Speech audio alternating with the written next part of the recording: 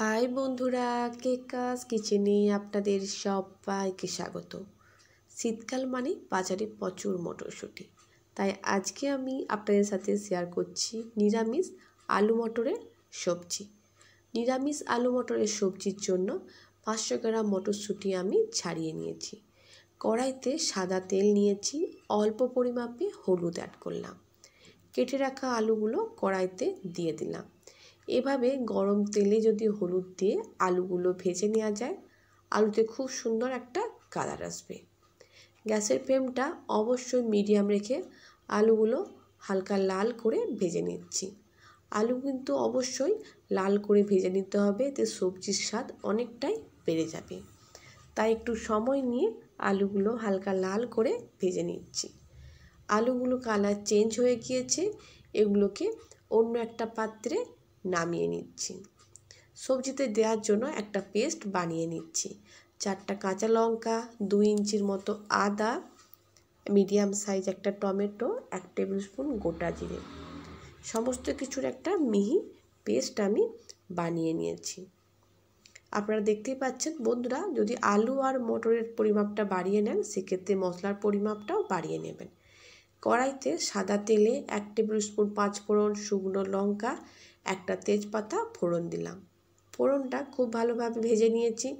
তৈরি করে রাখা আদা, জিরে, টমেটো, কাঁচা লঙ্কার পেস্টটা দিয়ে দিলাম। মশলা কষাবার সময় অবশ্যই গ্যাসের ফ্লেমটা লো টু মিডিয়াম রাখতে হবে।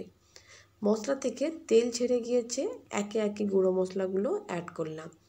1 টেবিল স্পুন কাশ্মীরি লঙ্কার গুঁড়ো, হলুদ গুঁড়ো, 1 টেবিল স্পুন ধনে গুঁড়ো। আপনারা যদি ঝালের পরিমাপটা বাড়িয়ে নিতে চান, সেক্ষেত্রে লঙ্কা গুঁড়ো পরিমাপটা একটু বাড়িয়ে নেবেন। বন্ধুরা, মশলা থেকে তেল ছেড়ে গিয়েছে, অল্প পরিমাপে জল অ্যাড করলাম, যাতে গুঁড়ো মশলার গন্ধটা ভালোভাবে চলে যায়। নিরামিষ দিনে অবশ্যই আপনারা আলু মটরের সবজিটা বন্ধুরা একবার ট্রাই করবেন। সত্যি বন্ধুরা, খেতে কিন্তু অসাধারণ হয়। লুচি, পরোটা, রুটি সবের সাথে কিন্তু দুর্দান্ত যায়। মশলা থেকে তেল ছেড়ে গিয়েছে, ধুয়ে রাখা মটরশুঁটিগুলো কড়াইতে দিয়ে দিলাম। আলাদাভাবে মটরশুঁটি ভেজে নেওয়ার কোনো দরকার নেই। এভাবে মশলার সাথে 1 থেকে 2 মিনিটের মতো মটরশুঁটিগুলো কষিয়ে নিচ্ছি। কষাবার সময় অবশ্যই গ্যাসের ফ্লেম লো টু মিডিয়ামের মধ্যে রাখতে হবে। এভাবে 1 থেকে 2 মিনিট মশলার সাথে মটরটা কষিয়ে নিলাম। আলুটা ভেজে রেখেছিলাম, সেই আলুটা এখন কড়াইতে দিয়ে দিলাম। বন্ধুরা, আপনারা যে কোনো নিরামিষ দিনে অবশ্যই একবার ট্রাই করবেন। আলু দেওয়ার পর মশলার সাথে আলু আর মটরশুঁটি আরও বেশ কিছুক্ষণ কষিয়ে নিচ্ছি। যে কোনো নিরামিষ রান্নায় হোক বা যে কোনো রান্নায় মশলার সাথে যদি সবজি একটু সময় নিয়ে কষিয়ে নেন, সেক্ষেত্রে স্বাদ কিন্তু অসাধারণ আসে। 1 টেবিল স্পুন লবণ অ্যাড করলাম, অল্প পরিমাপে চিনি, স্বাদটা ব্যালেন্স হওয়ার জন্য। মটরশুঁটি যেহেতু একটু মিষ্টি, তাই চিনির পরিমাপটা খুব বেশি দেবেন না, অল্প পরিমাপে দেবেন, যাতে স্বাদটা ব্যালেন্স হয়। লবণ আর চিনি দেওয়ার পর আলু মটরটা মশলার সাথে আরও কিছুক্ষণ কষিয়ে নিলাম।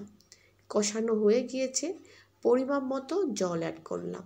জলের পরিমাপ খুব বেশি দেওয়ার দরকার নেই, কারণ আলু ভাজার সময় 50%-এর মতো কুক হয়ে গিয়েছিল।